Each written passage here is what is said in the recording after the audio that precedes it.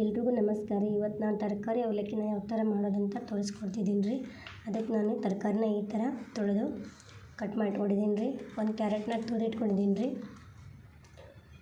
ಇಲ್ಲಿ ನಾನು ಒಂದು ಕ್ಯಾರೆಟ್ನ ತುರಿದಿಟ್ಕೊಂಡಿದ್ದೀನಿ ಮತ್ತು ಸೌತೆಕಾಯಿನ ಚಿಕ್ಕದಾಗಿ ಕಟ್ ಮಾಡಿಟ್ಕೊಂಡಿದ್ದೀನಿ ರೀ. ನಾನೀಗ ಗ್ಯಾಸ್ ಆನ್ ಮಾಡಿ ಒಂದು ಕಡಾಯಿನ ಇಟ್ಕೊಂಡು ಅದಕ್ಕೆ ಎಣ್ಣೆನ ಹಾಕ್ತಿದ್ದೀನಿ ರೀ.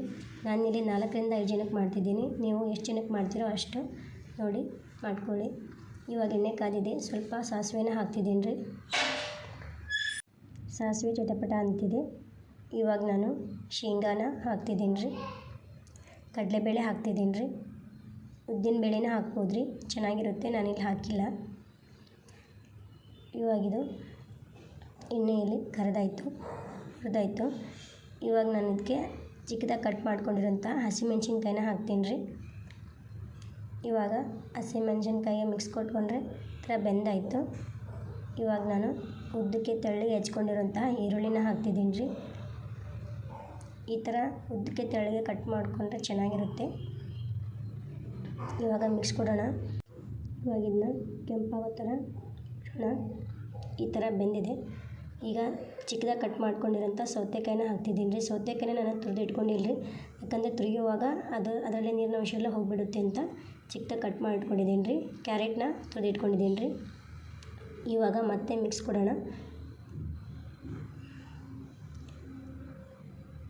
ಈ ಥರ ಅವಲಕ್ಕಿ ಮಾಡಿದರೆ ಇಷ್ಟಪಡದೇ ಇರೋರು ಕೂಡ ಇಷ್ಟಪಡ್ತಾರೆ, ಯಾಕಂದರೆ ಇದು ತರಕಾರಿ ಹಾಕಿರೋದ್ರಿಂದ ಯಾವುದೇ ಗ್ಯಾಸ್ಟ್ರಿಕ್ ಆಗೋಲ್ಲ. ಈಗ ಸ್ವಲ್ಪ ಕರಿಬೇವನ್ನ ಹಾಕ್ತಿದ್ದೀನಿ ರೀ.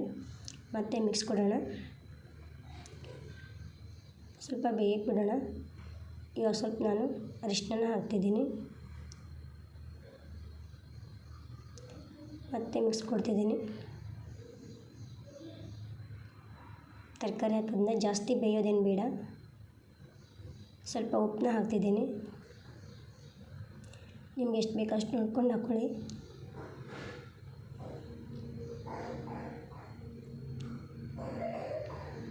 ಇವಾಗ ನಾನು ಸ್ವಲ್ಪ ಸಕ್ಕರೆನ ಹಾಕ್ತಿದ್ದೀನಿ. ನೀವು ಸಕ್ಕರೆನಾದರೂ ಹಾಕ್ಬೋದು, ಬೆಲ್ಲನಾದರೂ ಹಾಕ್ಬೋದು. ನಾನು ಸಕ್ಕರೆನ ಹಾಕ್ತಿದ್ದೀನಿ. ಮತ್ತೆ ಮಿಕ್ಸ್ ಕೊಡ್ತಿದ್ದೀನಿ. ಈ ಥರ ಒಂದು ನಿಮಿಷ ಸಾಕು, ಬೇಯಕ್ಕೆ ಬಿಡಬೇಕು. ನೆಕ್ಸ್ಟ್ ನಾನಿಲ್ಲಿ ನಿಂಬೆ ರಸವನ್ನು ಹಾಕ್ತಿದ್ದೀನಿ. ನಾನು ಟೊಮೆಟೊನ ಹಾಕಿಲ್ಲ, ಅದಕ್ಕೋಸ್ಕರ ನಿಂಬೆ ರಸನ ಹಾಕ್ತಿದ್ದೀನಿ. ನಿಮ್ಗೆ ಯಾವ್ದು ಬೇಕೋ ಅದು ಹಾಕ್ಕೊಳ್ಳಿ. ಮತ್ತೆ ಮಿಕ್ಸ್ ಕೊಡ್ತಿದ್ದೀನಿ ರೀ.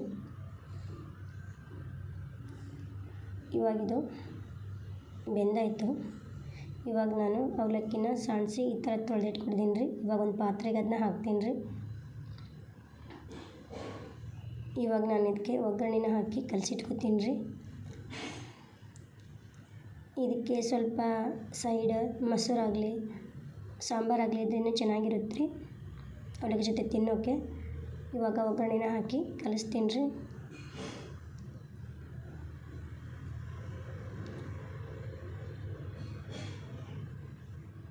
ಇವಾಗ ನಾನು ಈ ಥರ ಮಿಕ್ಸ್ ಮಾಡ್ಕೊತೀನಿ ರೀ.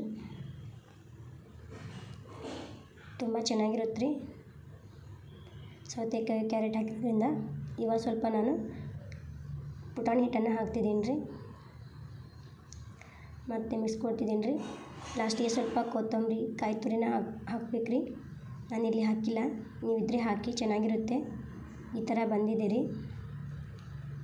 ನಾನಿಲ್ಲಿ ಇದಕ್ಕೆ ಸಾಂಬಾರನ್ನ ಮಾಡಿದ್ದೀನಿ ರೀ. ಇಷ್ಟ ಆದರೆ ಲೈಕ್ ಮಾಡಿ, ಶೇರ್ ಮಾಡಿ. ಧನ್ಯವಾದಗಳು.